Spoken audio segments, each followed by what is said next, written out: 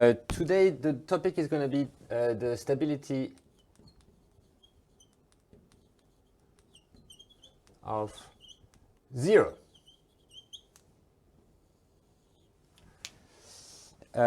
So what do I mean by that? Well, the ultimate goal of this series of lectures is to study the stability of solitons.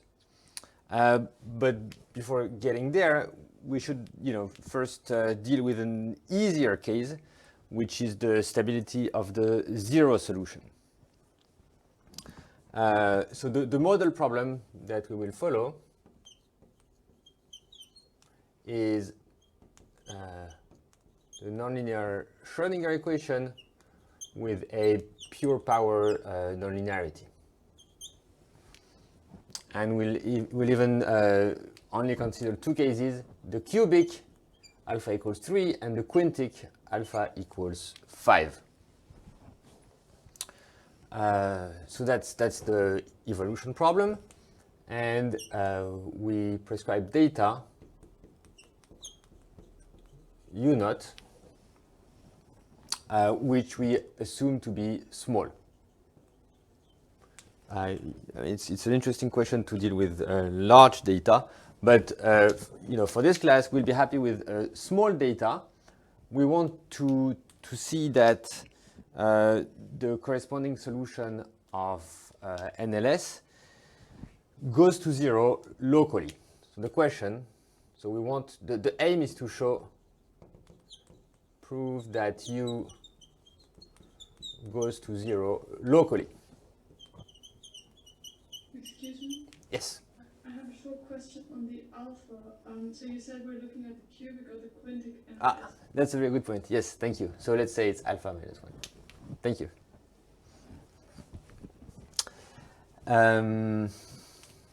Right, so we want to show that locally the solution goes to 0. And of course that's a warm-up for the harder case of solitons, where the solution is not expected to go to 0 locally, but it's supposed to go locally to converge locally towards the soliton.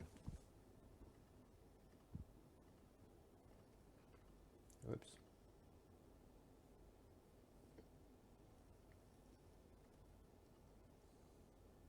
Ouch. Okay, that's fine. Yes, so that's our aim. Maybe a slightly more ambitious aim is to characterize the large time behavior of U.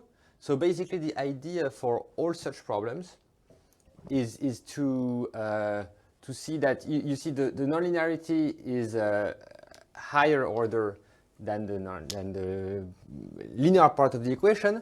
So for instance, let's say it's cubic. It means that if U becomes small, the cubic part is going to be much smaller than the linear part of the equation. And so what you expect is that expectation U looks like a linear solution. And a linear solution, we will denote them EIT Laplacian F. And this is as t goes to infinity. Right? So we'll see that linear waves decay. So if this is true, and of course it has to be more precise, if this is true, then U goes to 0 locally, but this is a stronger statement than just U going to 0 locally. Okay, so that's our aim for today. Before getting into estimates, I would like to maybe discuss what mechanisms are responsible for the stability of 0. What are mechanisms that yield stability or, of course, conversely, instability? Let me erase. But perhaps you have any questions before I go further?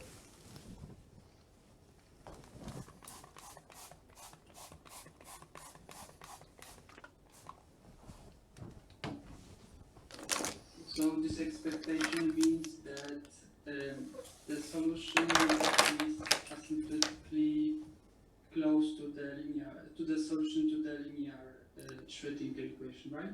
That's right. Yes. So I hope you can still read. So this is somewhat vague, right? This twiddle. It means that in some norm, in some topology, U looks like a linear solution for some f, right? That's what I mean here. Thank you.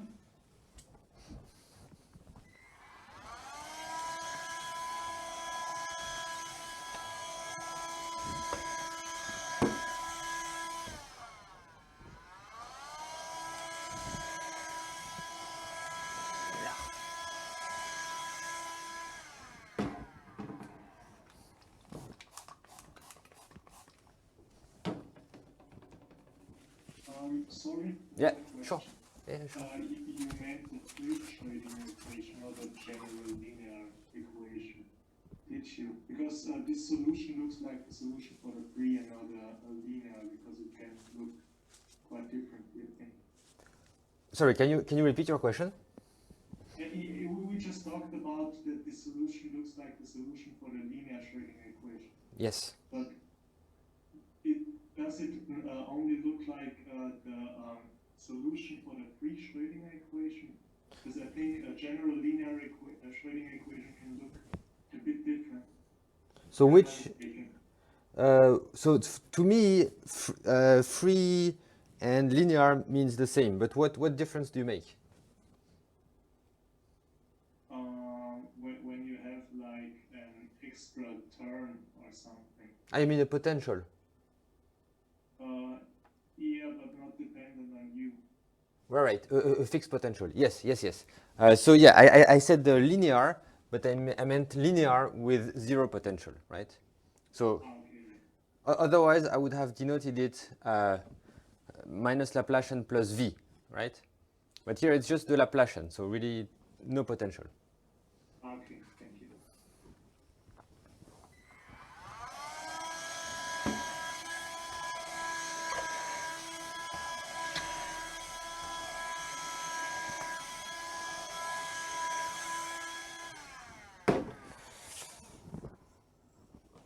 Okay, so, ouch. Right, so what are the mechanisms for stability or instability? Mechanisms. Okay, this doesn't... Just, I think there are some people still in the waiting room. Ah, yes, thanks for letting me know. Thank you. Thank you. Okay, so the mechanisms. First mechanism is obviously decay, right? So we'll come back to that shortly. So it's the fact that, you know, the linear solution, so this guy, so that's the solution of the linear Schrodinger equation with zero potential. This guy goes to zero pointwise or locally. Why is it a mechanism for stability? Because, as I was saying, when this happens, the nonlinear term becomes negligible compared to the linear term, and so all that remains is the linear solution. So that's the first mechanism. The second important point is the idea of resonance. So resonance can mean many things in mathematics. So here I mean resonance in the sense of dynamical systems. So maybe the simplest way to understand that is to look at a toy model. So let's look at a toy model. That's just a dynamical system in R2. So U is just an oscillator at frequency alpha.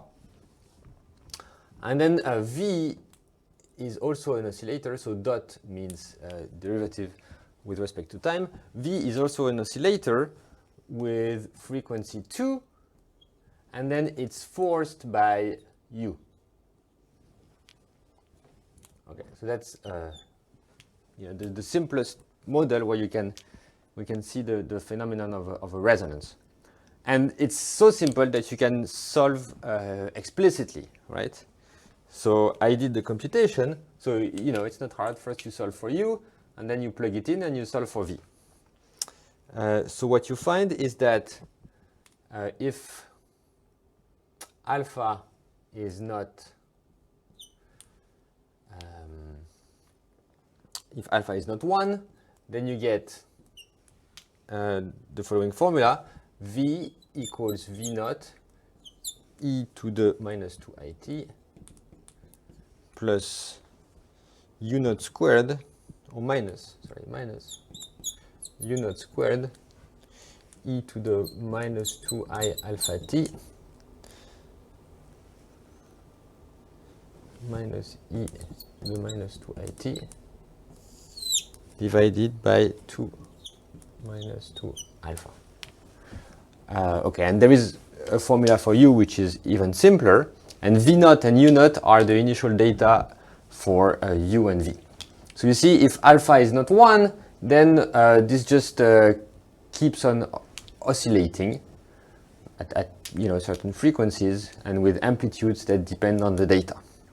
Now, if alpha equals 1, you see that the denominator degenerates, and what you find is linear growth, namely v is v naught e to the minus 2it minus I e to the minus 2it times t times u naught squared. So the important point is that there is a t here. So if alpha is 1, you get linear growth, which is also sometimes called secular growth. And then the system becomes unstable in an obvious sense, right? No matter how small you take the data, the solution can become arbitrarily large. So that's, a well-known phenomenon, basically.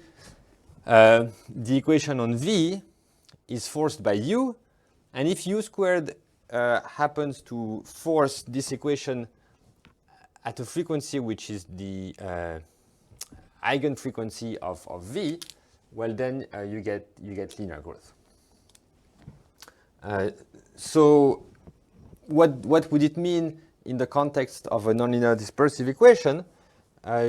You see, what matters is the eigenvalues of the linearized problem, right? Basically, if you forget about u squared and you look at the linearized problem, you compute its eigenvalues, and then you see how through the nonlinearity these eigenvalues interact.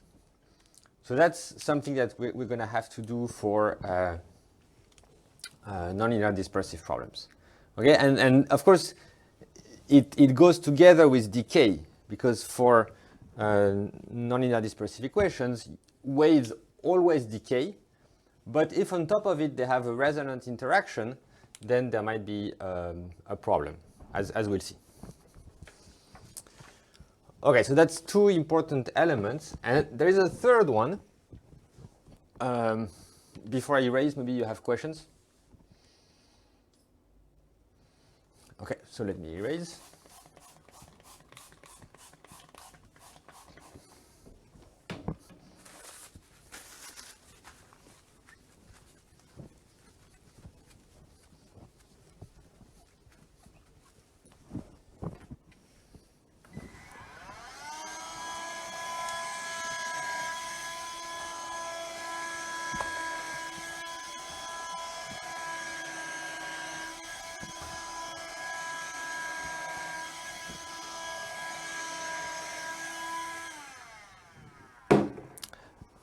So a third important mechanism is the localization of waves.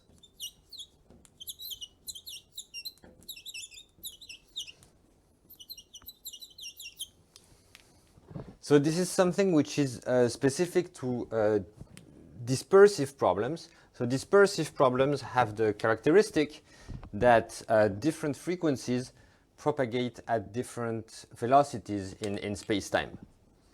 So maybe let's just review a small proof of this fact. Right.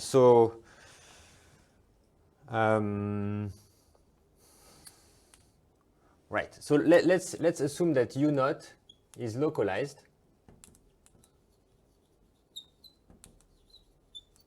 in physical space around 0 and in Fourier space around some xi naught. So a formula that we'll use all the time. So maybe let me do the small computation. How to solve the linear Schrodinger equation with 0 potential. So you start from this. You take the Fourier transform. So the Laplacian becomes plus xi squared. Xi is the Fourier variable.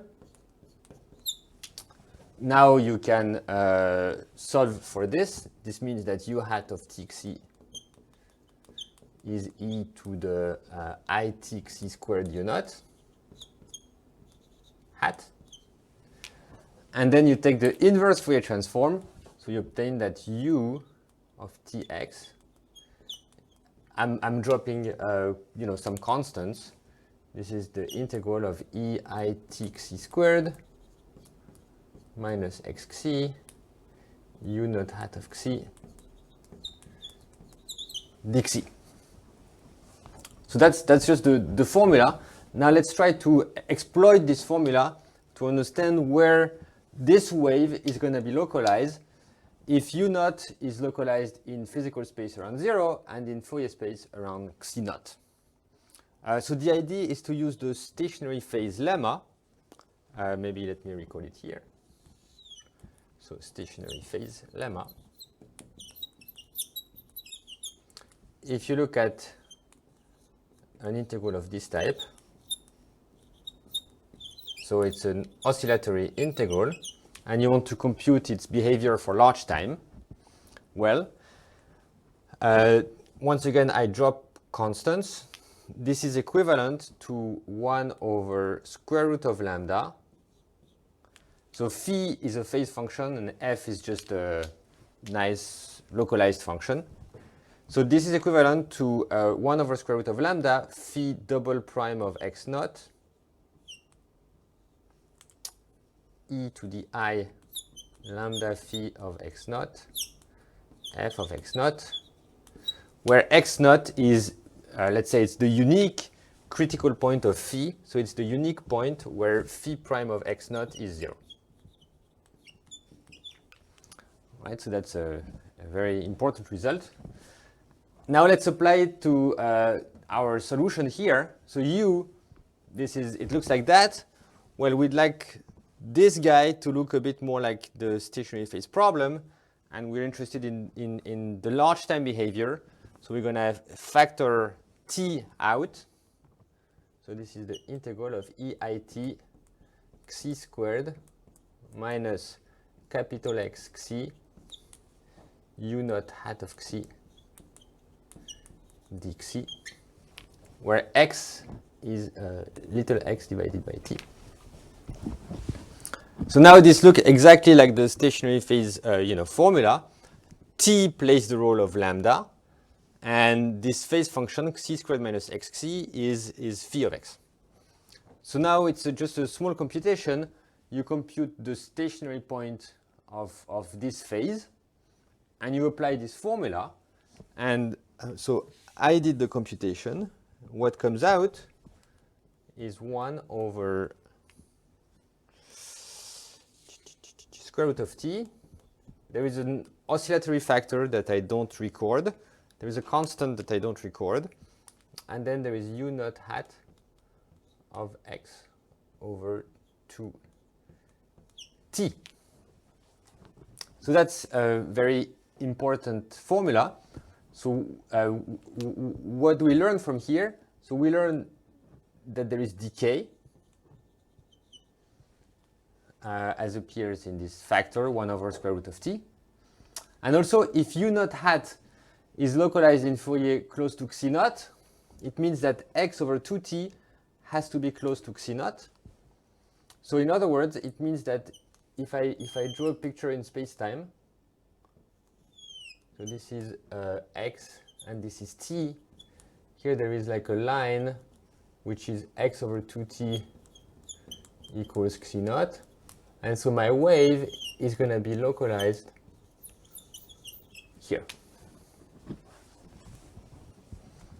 Right. So this is a nice formula, so it captures both the decay of waves and their space-time localization property. And you see this space-time localization depends on the Fourier localization of the data, and that's a characteristic of dispersive waves. Right, so how is it going to impact the stability problems? Well, you remember we just discussed resonances. And resonances was about the interaction of different frequencies through the nonlinear term, right? Now, what we see here is that, you know, if I look at different frequencies, a priori, they're not going to live in the same region of space-time. And if this happens, even if they're resonant, then they're not going to be able to contribute much to the problem. So that's an important element. So we'll use all of this somewhat implicitly, but I think these are really the three important elements. So decay, resonance, and localization of waves.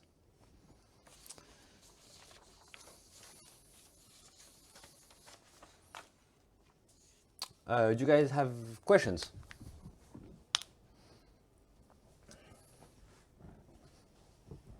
Okay, so this was a somewhat heuristic discussion. Now let's prove estimates. So first we're going to review and prove very quickly the classical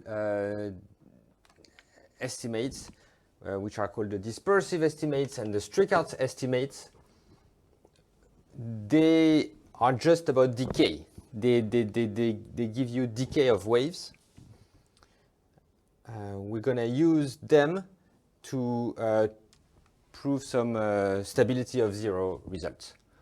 And then at the end of the class, we'll get to this resonance question.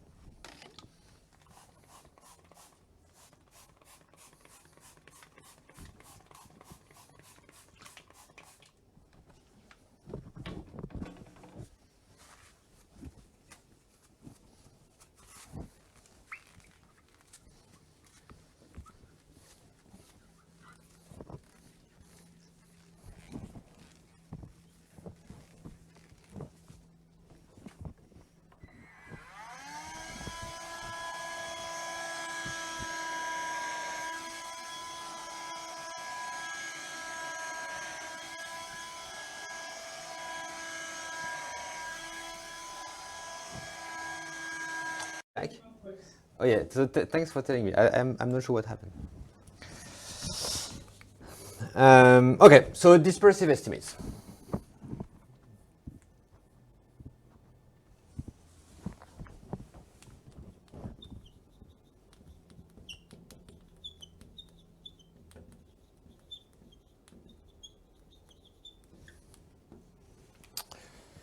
So if the exponent p lies between 2 and infinity, then the linear solution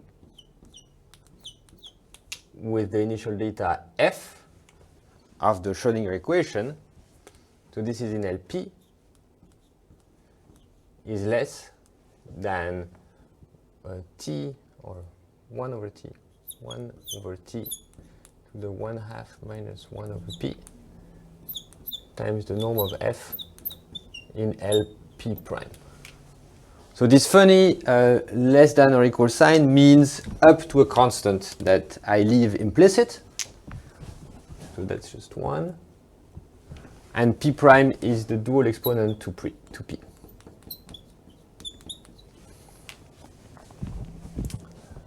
So the proof is very simple. Let's go through it. So once again, what this is expressing, maybe I should say that first. This is expressing decay if your data has some integrability properties. So you get the best decay, so the largest power, if p equals infinite. So point-wise, you get a decay of 1 over t to the 1/2. And if p is 2, which is the other extreme, you get nothing. Well, that's not surprising because the L2 norm is conserved. So now let's prove this theorem.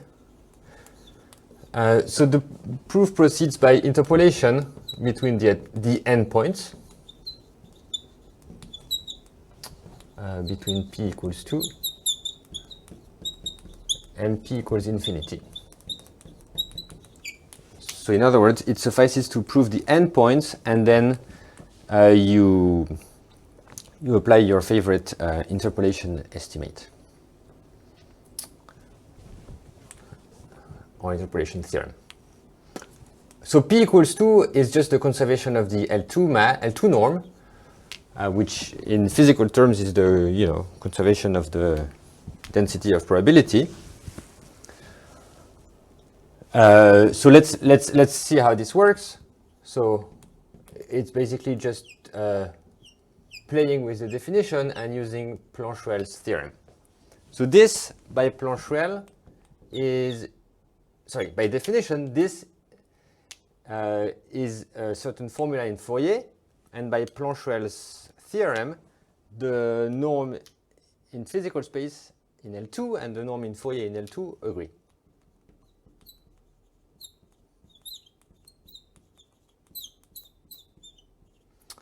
Now, this complex exponential has norm 1, has modulus 1, so we might just drop it. And then you use once again Plancherel. So the L2 norm is conserved. How about p equals infinity? So for p equals infinity, we want to estimate the L infinity norm of this guy. So by definition, this is the inverse Fourier transform, which I denote by f inverse, of e to the minus it xc squared times f hat of xc in L2. Now we know that the Fourier transform or the inverse Fourier transform, they exchange product and convolution. So this is the same thing as the Fourier transform or inverse Fourier transform, it doesn't matter, e minus it xc squared times f hat of xc. Sorry. This convolved with, let me erase,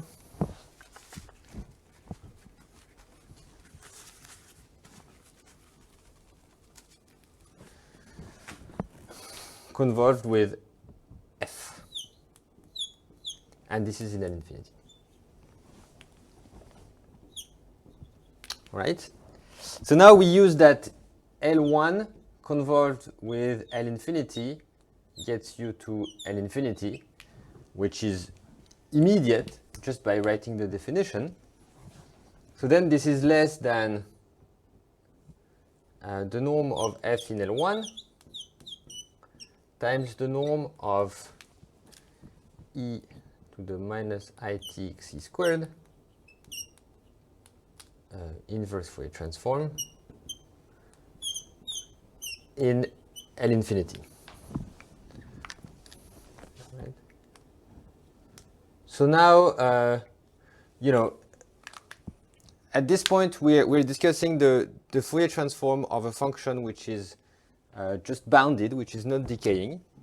So there are two possibilities. Either you understand this in the sense of distributions, or you regularize by, for instance, adding, looking at e to the minus it xc squared minus epsilon xc squared, where you let epsilon go to infinity, to make sense of all this. So now all that there remains is that we want to show that this guy here is less than 1 over square root of t. Right? This is what we need to match the estimate we have here. So now, if there was not an I, this would just be the Fourier transform of a Gaussian with this factor t, and we know the Fourier transform of a Gaussian is a Gaussian, and we would get the result. Now there is an I, so it's like we're looking at a complex Gaussian instead of a regular Gaussian, but it's a small exercise to show that the Fourier transform of EIXC squared is EIX squared. So I use a bit interchangeably the Fourier transform of and the inverse Fourier transform because the formulas are very close. And this is true up to constants and signs, which I drop. And to prove that, you can just use a complex analysis, and perhaps you want to regularize the left-hand side to justify the computations. So once you have that, you can show that the L infinity norm of this guy here is less than 1 over square root of t, just by scaling, right? Multiplication by t amounts to dividing by 1 over root t on the other side. And this gives the result. All you have to do is to interpolate between the two endpoints. Do you guys have any questions? Please ask if something is not clear, or if if you're missing some of the thing that I take for granted. I'm happy to provide references. Could you just comment on how you interpolate? Because I can see how you're going to get. I don't see how you're going to get LT prime at the right hand side. That's the. I mean, if you do interpolation between these two norms, you're going to get L infinity and L2 at the right hand side, not LT prime. But, I mean, yeah. If I do it the way I know how to do it, I think. Get the same result. No, I think it's the same way as I do. So you just here you have a bound from L2 to L2, right? And the second bound is from L1 to L infinity. Yeah, so I don't quite see how we get LT prime at the right-hand side. That's the whole thing. Right, so here, if you want, the two endpoints are... Maybe you can just write your interpolation inequality that you're using that would be clearest. Okay.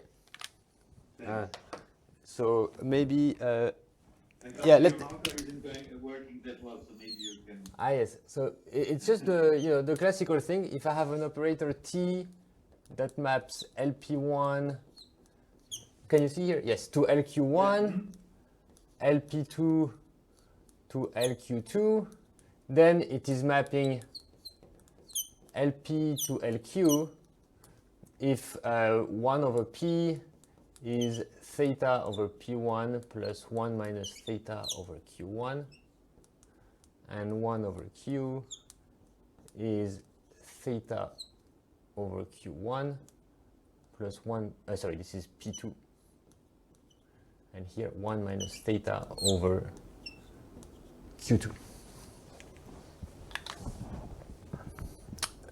Can you read? Yeah, okay, thanks. So I was thinking about interpolating functions, but you're saying you just do interpolation operators. Okay, great, thanks. Right.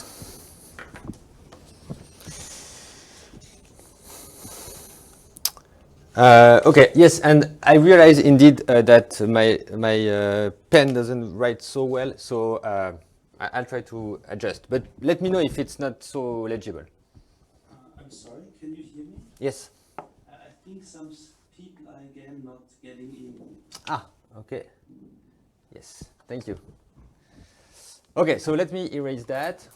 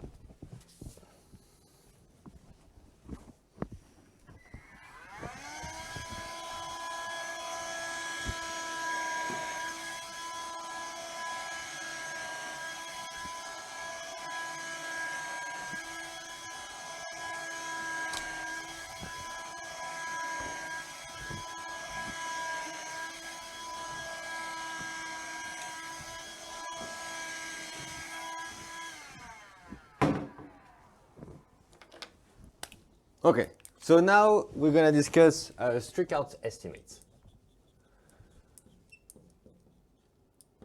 So this goes back to, you know, work of Bob Strichartz in the 70s.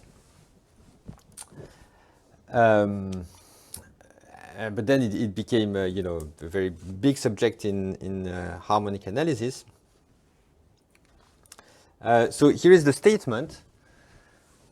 Maybe before I give the statement, so the idea is if you choose L2 data, what the dispersive estimates give you is just that the L2 norm is conserved over time. Okay, but we expect more to be true. We expect waves to disperse, and to see that, you need to choose a certain set of space-time norms, and the right set is provided by this theorem. So exponents have to satisfy the following condition: 2 over p plus 1 over q equals 1/2.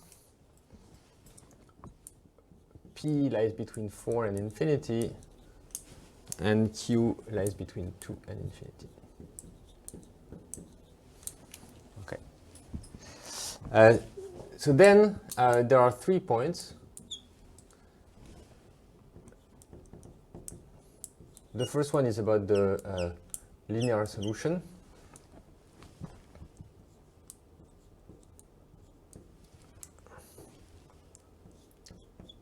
So let me explain the meaning of this notation.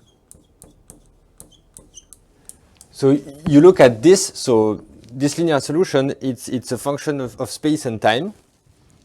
And now you look at it as a function in time, which is valued in a certain Banach space.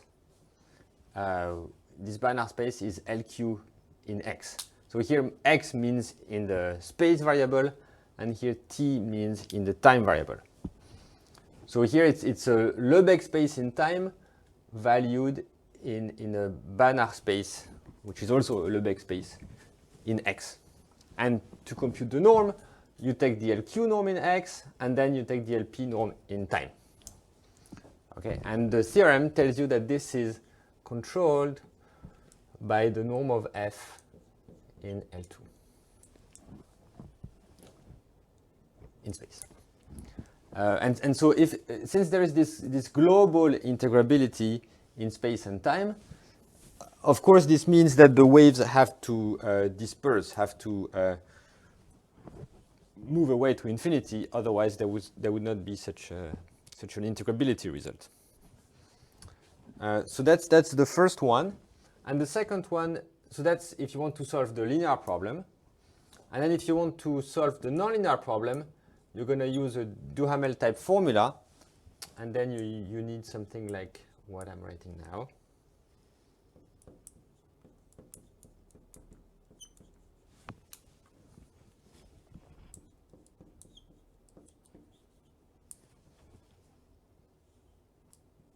So that's a Duhamel type term. So we take it in LP1, LQ1 is less than F in LP2 prime, LQ2 prime, where P1, Q1, P2, Q2 always satisfy this relation here.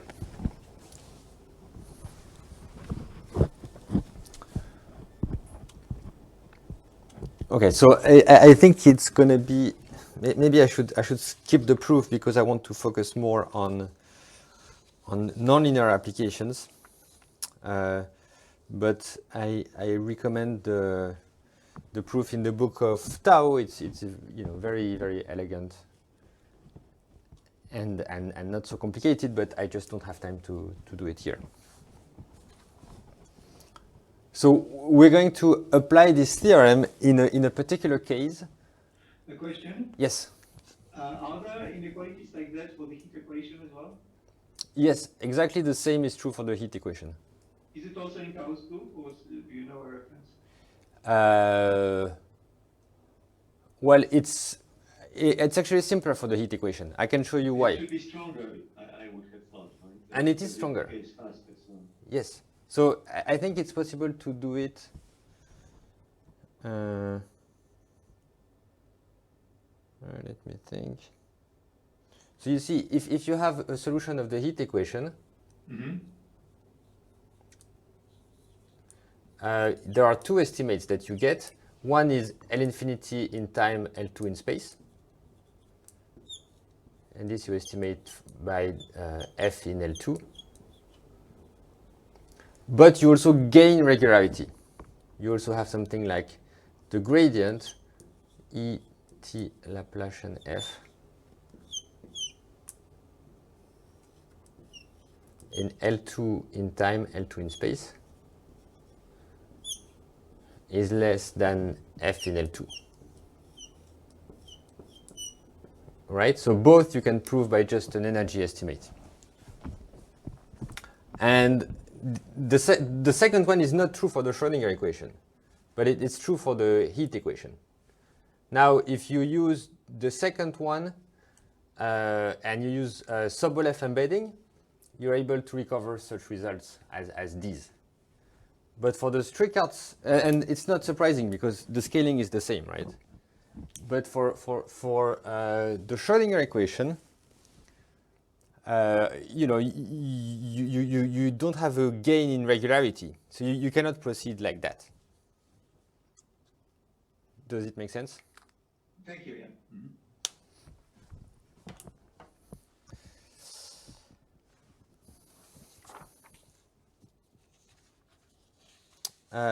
Okay, so yes, what we're going to do is to use this result in the specific case where P equals Q equals 6, right?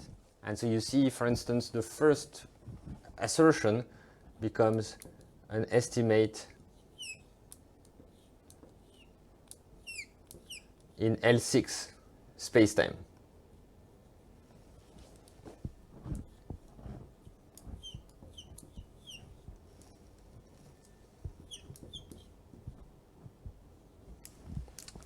So that's the one that we're going to use for the application to the quintic Schrodinger equation. Okay, are there any other questions? Okay, so now let me erase that, and we're going to apply this to the quintic Schrodinger equation.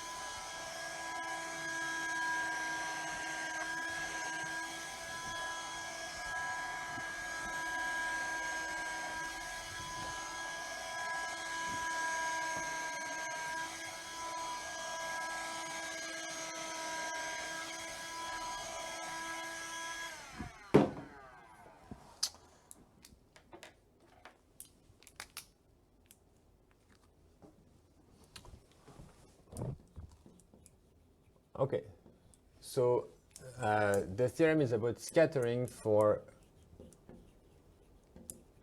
quintic NS.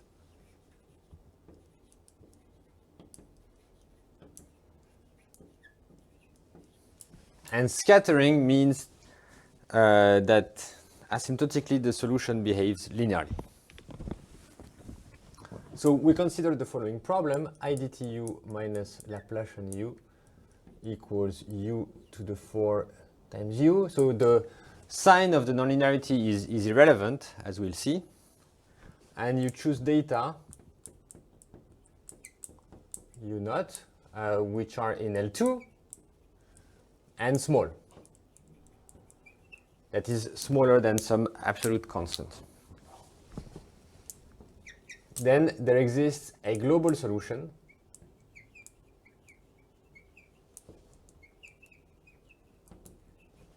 in L6 space-time, which is the Strichartz space that we just saw, R times R. So what we saw is that the Strichartz space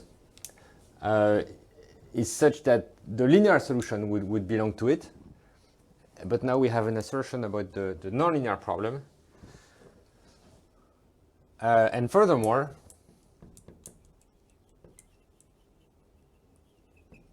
there exists F in L2 such that U of t minus EIT. So I should put a plus here. I think that it's good. This in L2 goes to 0 as t goes to infinity. Right, so what might happen is that, you know, for small time there are some nonlinear interactions going on, but if you wait long enough, all you see is just a linear solution emerging. And this is only due to the decay of waves. The decay is so strong that the nonlinear term will be just absorbed by the linear part of the solution. Okay, so that's the statement that we will prove, and as you'll see, it's really a small exercise once you know the Strichartz estimates. Maybe I can write this. So the starting point of the proof is to write Duhamel's formula, so which is just essentially filtering by the linear part of the equation and writing the equation in an integral instead of a differential form. So an equivalent formulation is the following.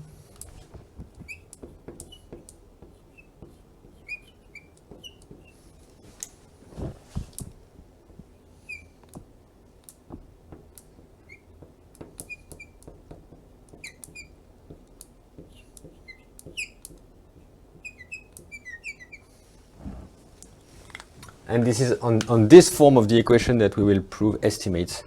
It's more convenient.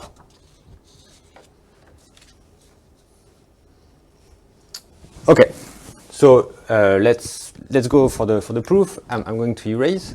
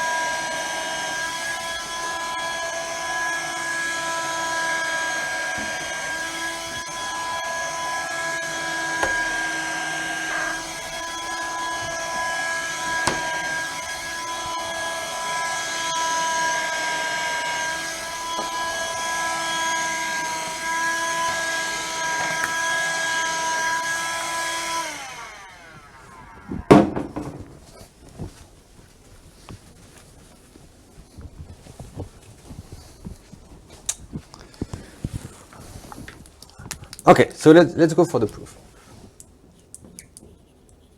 So, inspired by the Duhamel formula, what we will do is we will show that the map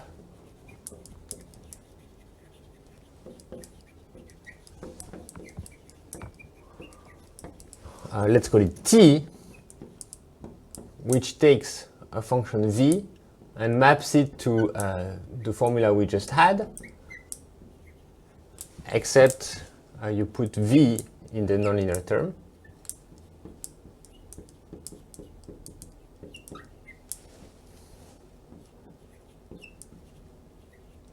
V to the 4, sorry.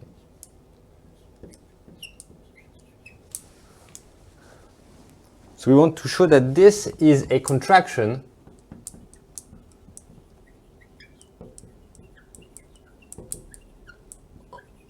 on the ball in the Banach space X of center 0, radius 2 epsilon. And here X, as you can imagine, it's L6 in space-time, and epsilon is the L2 norm of the data. And actually, I should put a constant here. So sorry, it's not 2, it's a constant C, which is sufficiently big.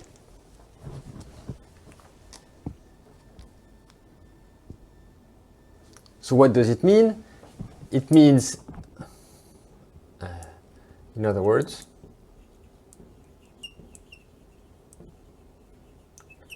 we want to show that T maps this ball to itself, and second, TV minus TW in the topology of X, so in L6, is less than 1/2, so any constant less than 1 would do the job, times V minus W in X. Right, and then you can apply Banach's fixed point theorem,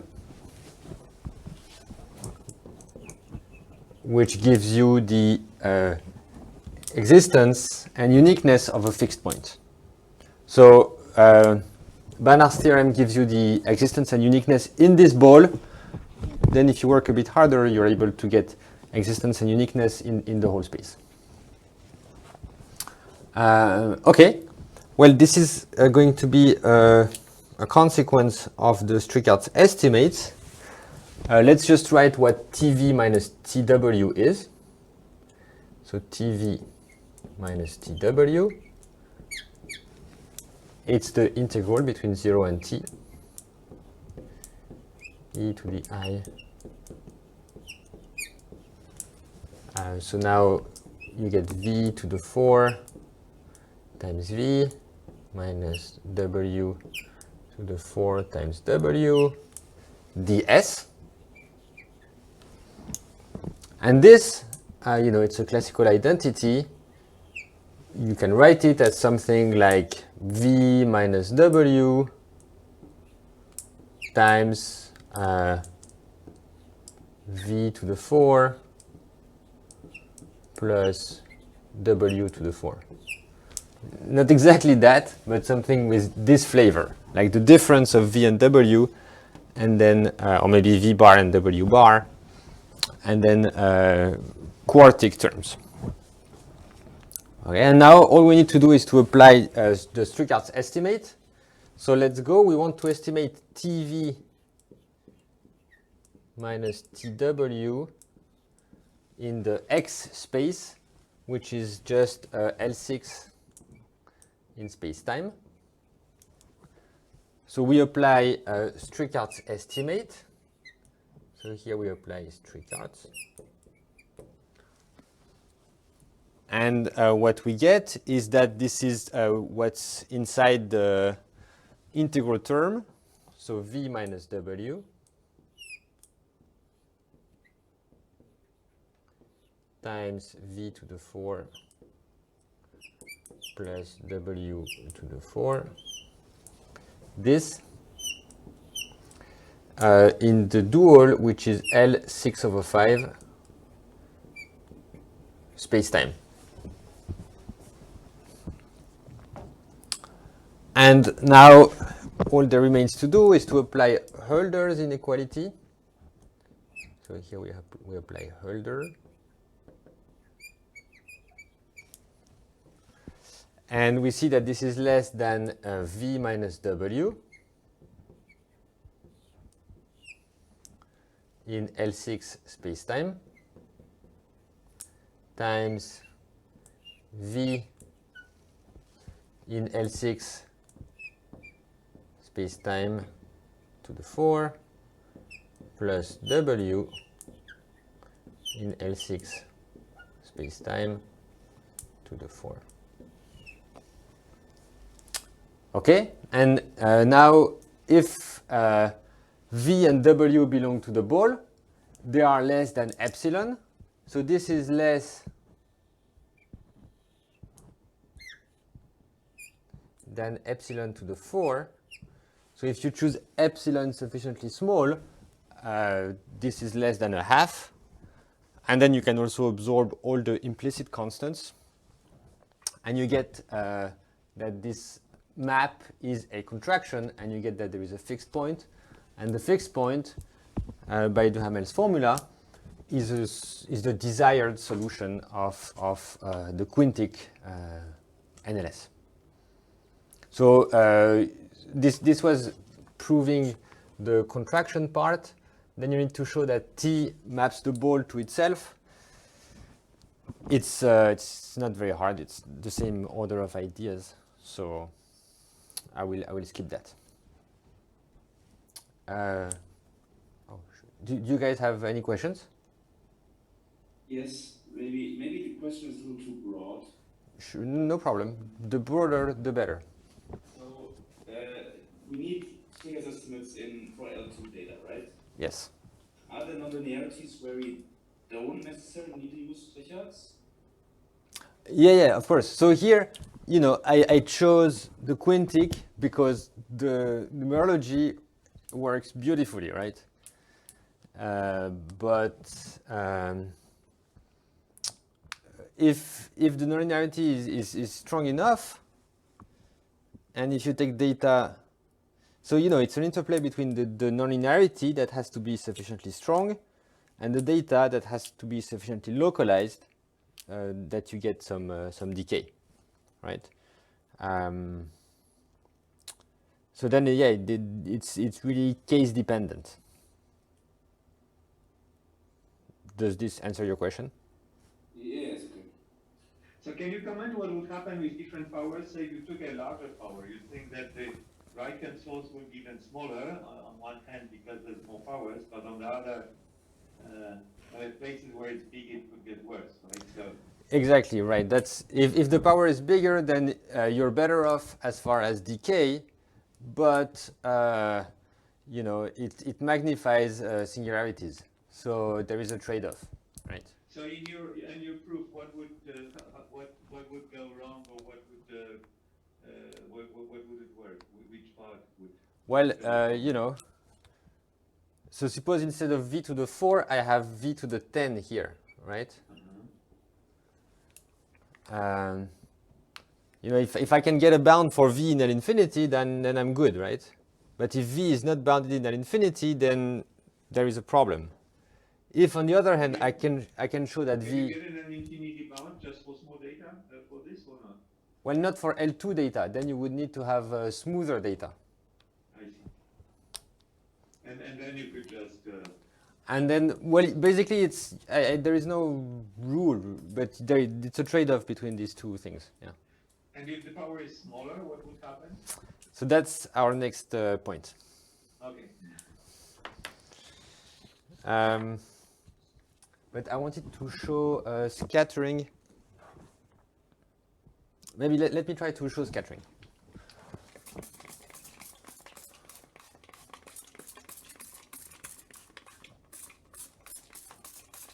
So just if you take your power 10 and you take L2 data, Yeah. it's known it's wrong, or? Yes. Well, it's what's gonna, this this is like a miracle that everything works neatly, right? But in general, you need to struggle a bit more with indices. In particular, if your power is 10, so in the jargon, it's called L2 supercritical, and it means that you're not even locally well posed in L2, right? Then you get a lot of decay, so it's great. But if you have a singularity in the data, it derails everything. Okay, thanks.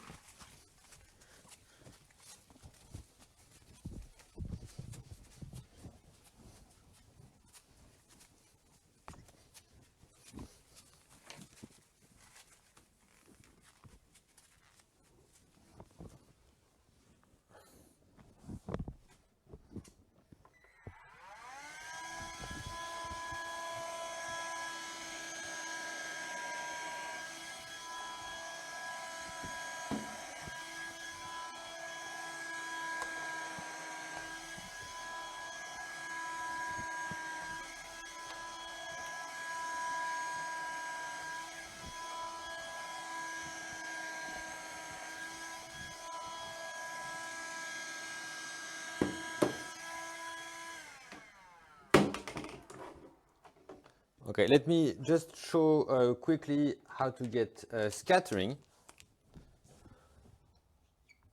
Scattering, so which is asymptotically linear behavior. So let's start with the formula. So we have a solution, and we know our solution is doing this. U of t is EIT Laplacian U naught plus the integral EIT minus S Laplacian U squared U S ds.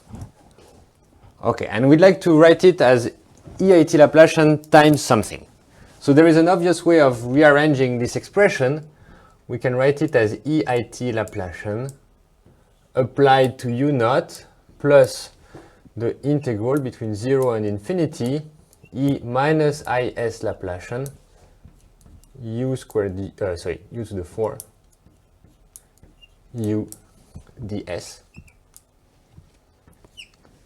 minus e to the it Laplacian integral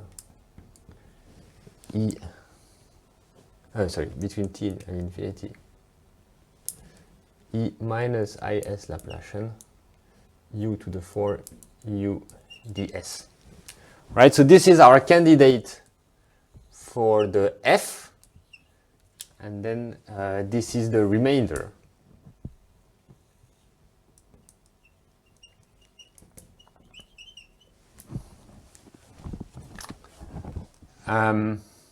So we want our, so I'm just going to show that f is in L2, right?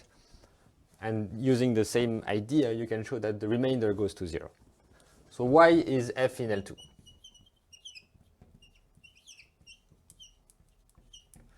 Well, maybe I should write here. So we know that there is this estimate EIT Laplacian f in L2 less than f in L2. Here it's L6 spacetime less than f in L2. So you can take the dual of this inequality and obtain, so the dual is the following: the integral between minus infinity and infinity of EIT Laplacian f of t dt in L2 is less than f in L6/5. So this is x and this is spacetime. So how do you do that? You just say that the left-hand side here, so it's this L6 norm, so you characterize it by duality, and then you move the operator to the dual test function, and you get that. So why is f in L2? Well, it suffices to apply this to get that the integral between 0 and infinity e minus is Laplacian u for u ds in L2. So if we apply Strichartz, we get that this is less than u to the 4u in L6/5.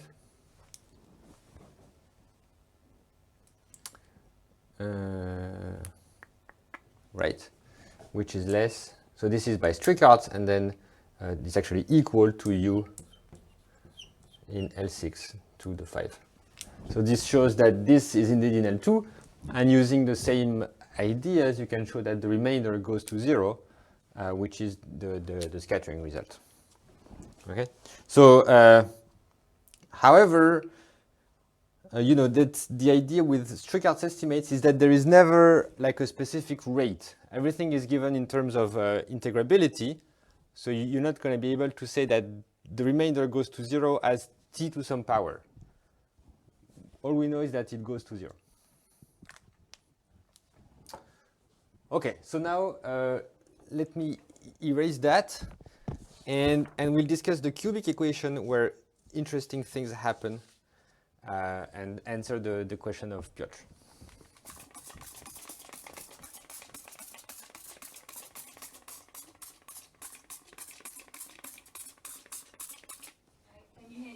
Yes. The solution that we got there, we get it's in L6, but do we also get it it's like continuous into L2, like C0T, L2X? Yes, yes. You can also show. Yes, this you can also show. That's right. Yes. And do you get uniqueness there or only in L6? So uniqueness just in the set of continuous functions which are L2 valued? Yeah. I'm not sure, but I think it's difficult. If it's true, it's difficult, I would say, but I'm not sure. Okay. Okay. Thank you.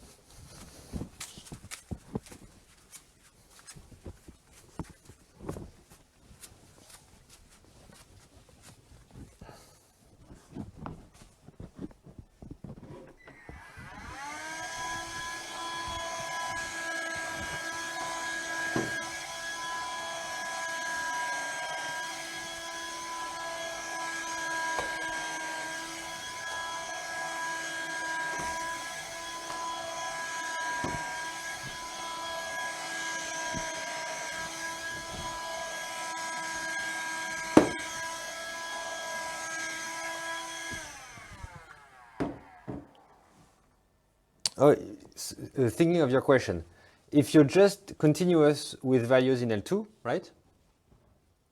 How do you make sense of the equation? How do you make sense of the quintic term?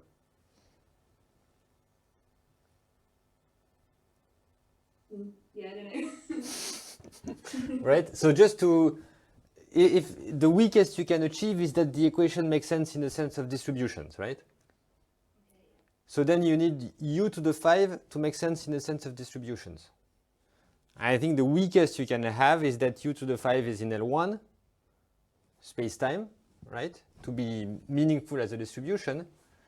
So this would be something like u in L5 space-time. I think you need something like that. Otherwise, you cannot give a meaning to the equation. Yeah, okay. Okay, so now you can ask if it's only L5, you can give a meaning to the equation, but you're not L6, so you cannot use what I just said. Yeah, I don't know if it's possible to bridge the gap to get uniqueness. Yeah, okay. Thank you. All right, so yes, so now let's discuss the cubic NLS. So the cubic NLS, so this one doesn't work very well. How about this one? Not so nice. That's nice.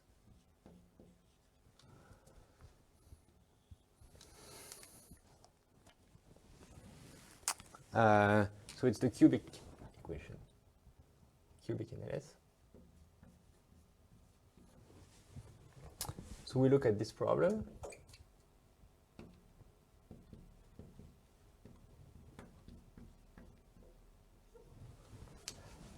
And we provide data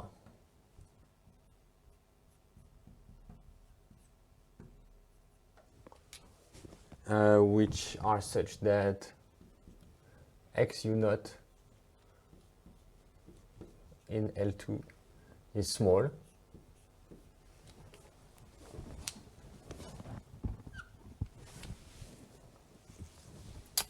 Then there exists a unique solution. There exists a unique solution u, which is such that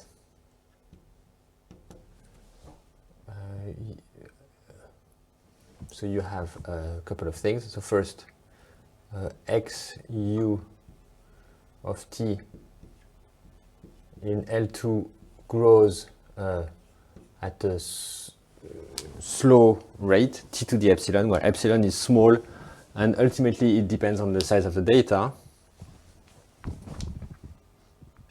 No, not even for any epsilon. Okay, then you get the linear decay, the optimal linear decay. So this is less.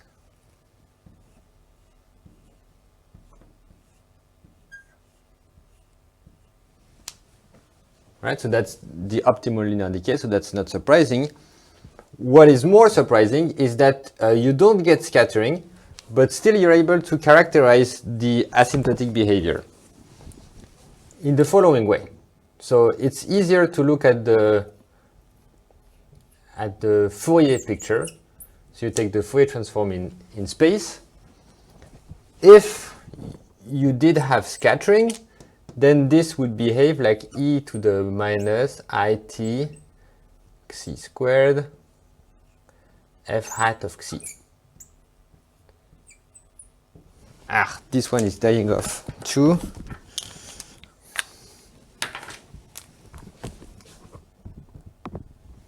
Nice. Right, so this yeah. May I continue with what you said before? Yes. So to make sense of the equation, you would need at least some U3 in some space, while your initial data are only in L2 with a weight maybe. So are you saying that initial data in L2 space imply that the solution will be in U3 space-time? That's part of the statement or something like that? Yeah, I think so, right? Actually, by yeah, okay. So I think that's enough. Maybe you need a bit more, but sort of the linear flow regularizes the solution, right? So I think that's enough. I should check, but I think that's enough. So if this was right, so if we had scattering, then we would just get that, right? That's what a linear solution looks like on the Fourier side. Interestingly, there is an additional term here, which is a logarithmic correction. So here you get e to the I log t times f hat of xi squared. Right, so there is a logarithmic correction to scattering. So it means that the nonlinearity cannot just sort of plainly be absorbed in the linear term, but on the contrary, it has a long time, large range effect on the asymptotic behavior of the solution. Are we in any dimension here, or this is 1 plus 1? Or? Everything is dimension 1. For the whole lectures, everything is dimension 1. Everything is one dimensional space. Okay. Yes. And indeed, this relies on the fact that things are 1D. Why is that? So it's possible to see that the cubic NLS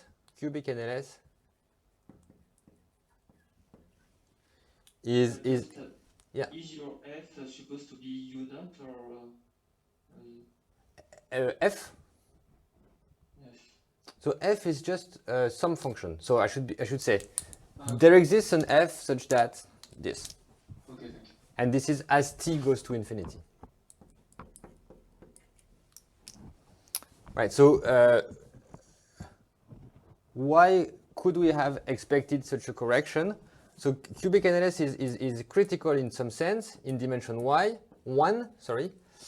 Why is that? It's because the nonlinearity barely fails to be integrable in L2. So let's look at u squared u in L2.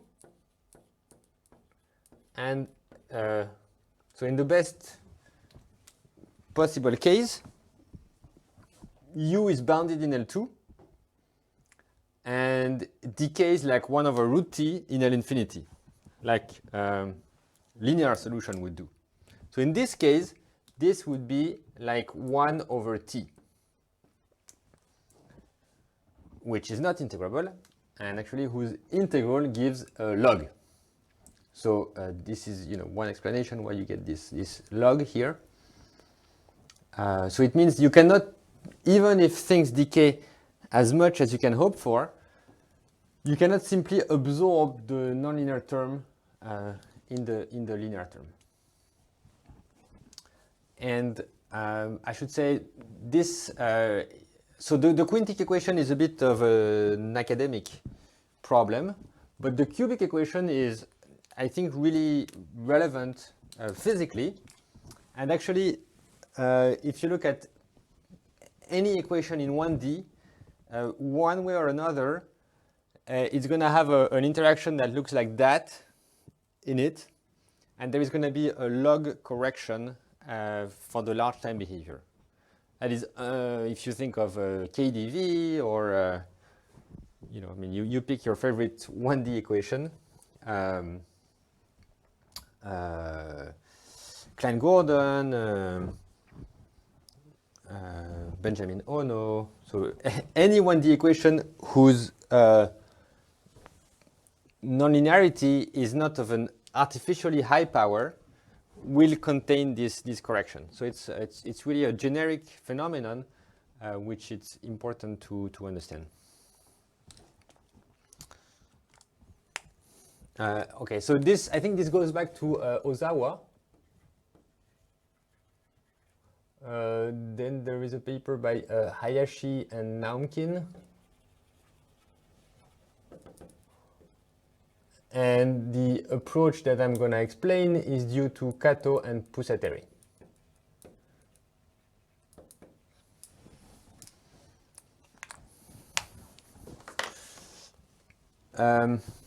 Yes, so I don't have much time. I'm just going to explain to you how one can find the correction, but I won't prove any estimates. And I think I'm running out of this thing. Yes, let me get some more. I'll be right back. Ouch.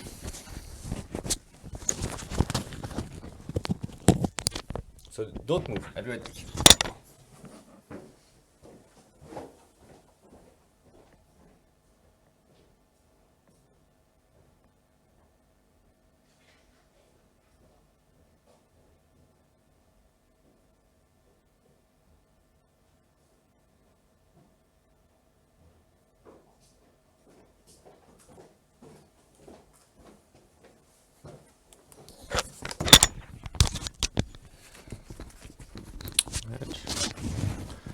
Do you have any questions while I erase?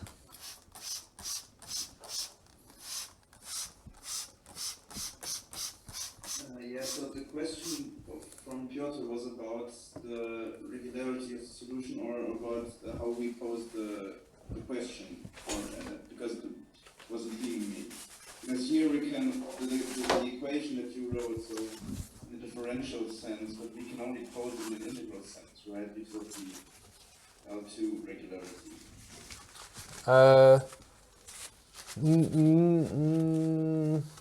I wouldn't say that. I wouldn't say that.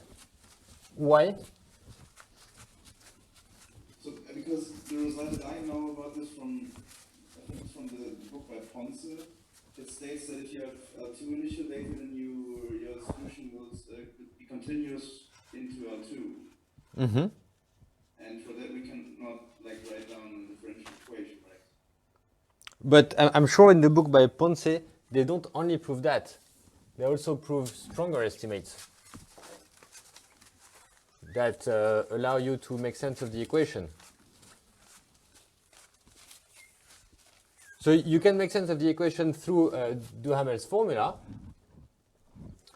or just as a weak solution in the sense of distributions. But either way, I think you need some space-time integrability to make sense of it. Yeah, sure. Yeah, maybe you're right, yeah.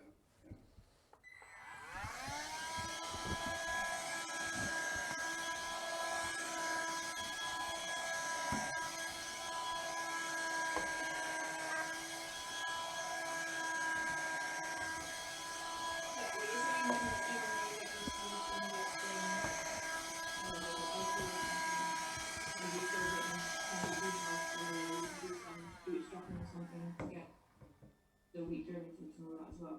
Oh, I'm sorry, I could not hear you. Sorry, my laptop's not very good. Were you saying then that even though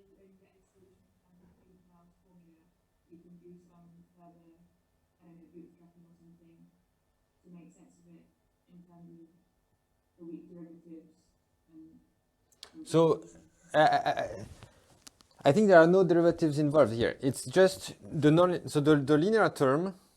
To make sense of it, you can just do it in the sense of distributions, and all you need for a linear expression to make sense in the sense of distributions is that u is itself a distribution, so it doesn't get any weaker. Now, if you look at the nonlinear term, you want u to the 5 or u to the 3 to make sense in the sense of distributions, okay? And I think the best you can do is to say that this is an integrable function. This is in L1, right? And u to the 5 is in L1 if and only if u is in L5. I don't think you can do any better. And how you get u to be in L5, this has to be assumed, right? Otherwise, the equation doesn't make sense. Does this answer your question? Yeah, so are you saying that in this case that we're talking about now, you will be in how?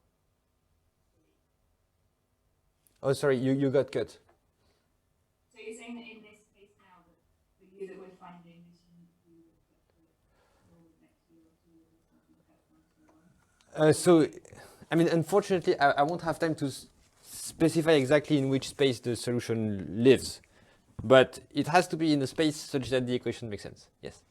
Okay, yeah, thank you. All I want to do now is to explain how you find the correction. So how to find the correction. How to find the correction.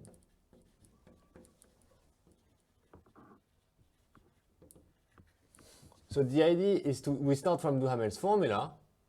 Do we want Duhamel's formula? No, not even. All right, let's do Duhamel's formula.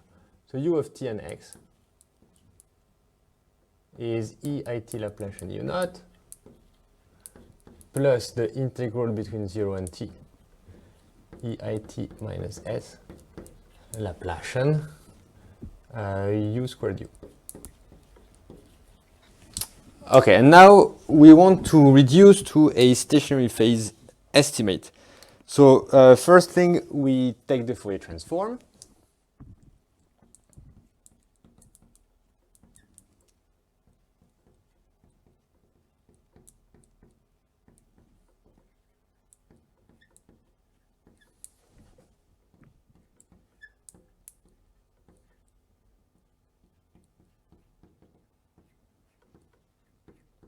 Okay, and as you know, the Fourier transform turns products into convolution. So if you have 3 functions, it's going to be the convolution of 3 functions. And there is one that carries a bar. So let me get the formula right.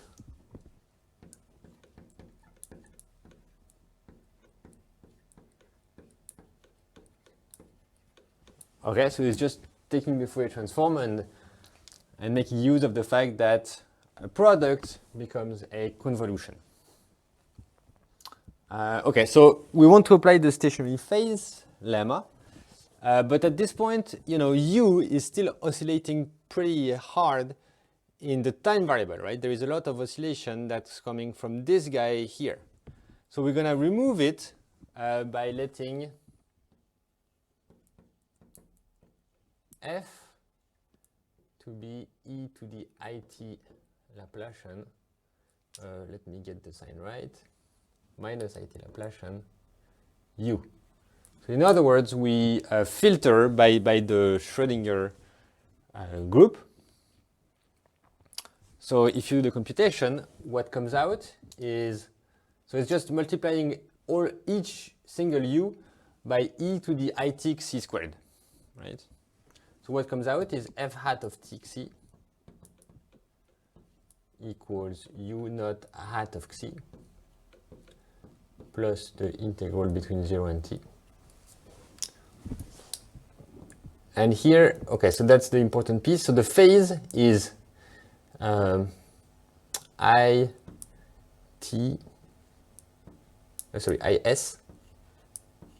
it's an S, xi squared minus xi minus eta minus sigma squared plus eta squared minus sigma squared f hat of eta f hat of sigma d eta d sigma. And now it looks like, once again, a stationary phase problem. There's a net missing probably at the right hand side, because there should be 3. Oh yes, yeah, thank you, thanks a lot. But also there's an integral in S missing as well. That's right, thank you. ds, and then there is 2 integrals here. Yeah. And then here there is f hat of xi minus eta minus sigma. Here it's f hat of minus eta bar. Okay, so like that it's correct. So we use the stationary phase lemma. So let me recall it and provide a higher dimensional version. I should find one that works. So okay, so now we're in dimension d, but there is still an oscillatory integral.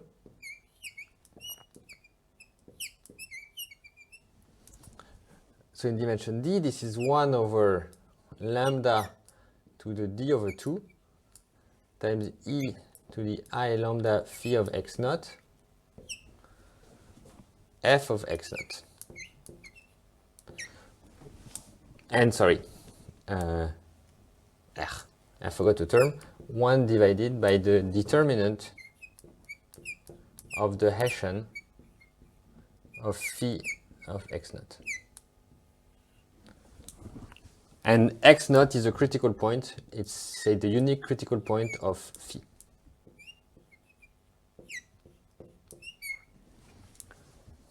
Right, so that's the d-dimensional stationary phase lemma. And that's exactly what we need here. Right, this is just a stationary phase. So if we freeze the time variable, this is really just an oscillatory integral. And so we can compute the equivalent using the stationary phase lemma. So this is the phase, this quadratic expression. And so, you know, you compute what the critical points of this phase are with respect to eta and sigma. And then you compute the Hessian. And then you apply this formula. And what comes out, yes?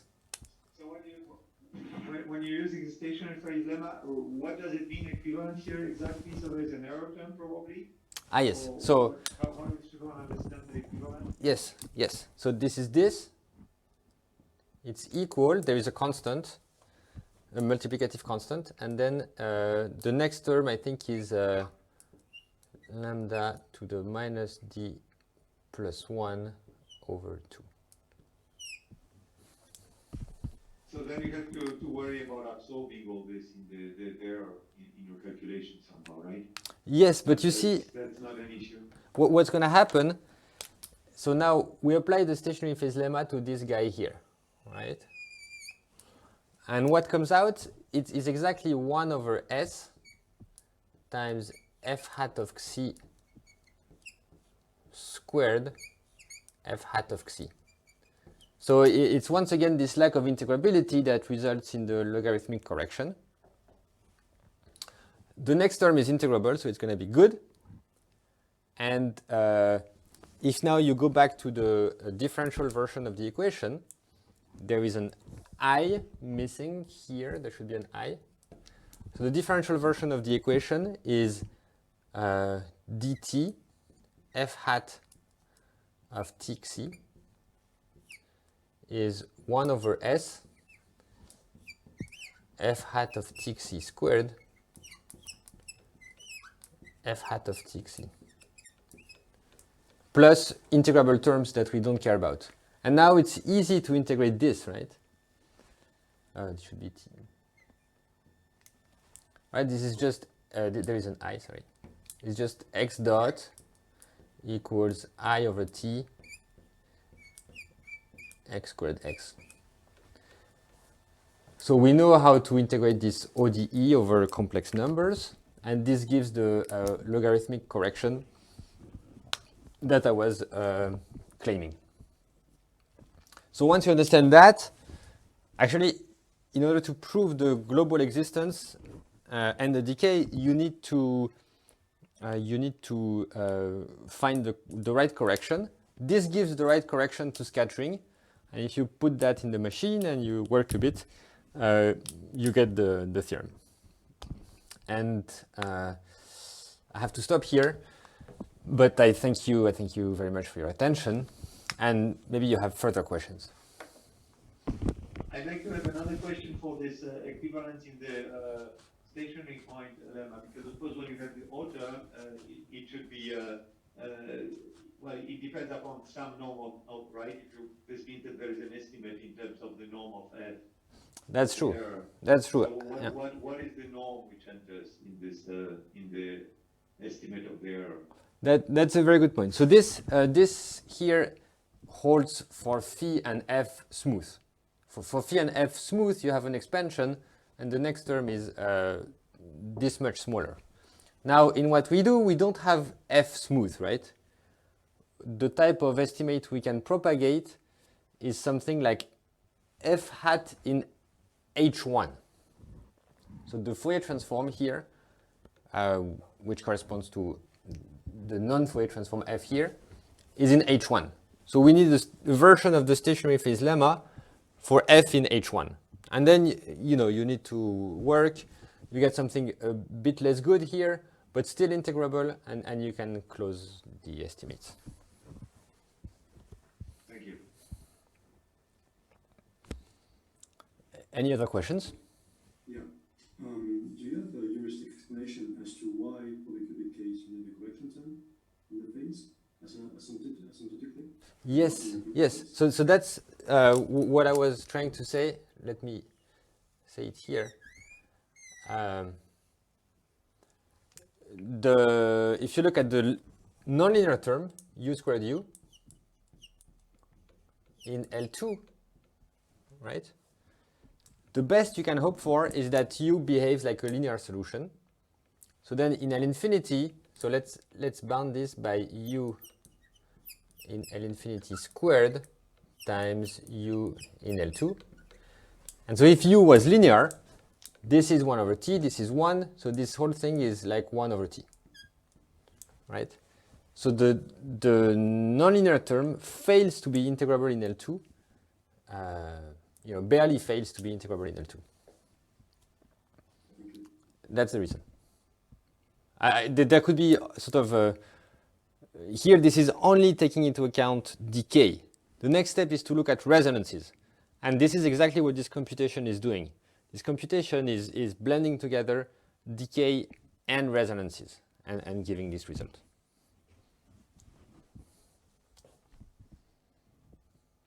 Other questions?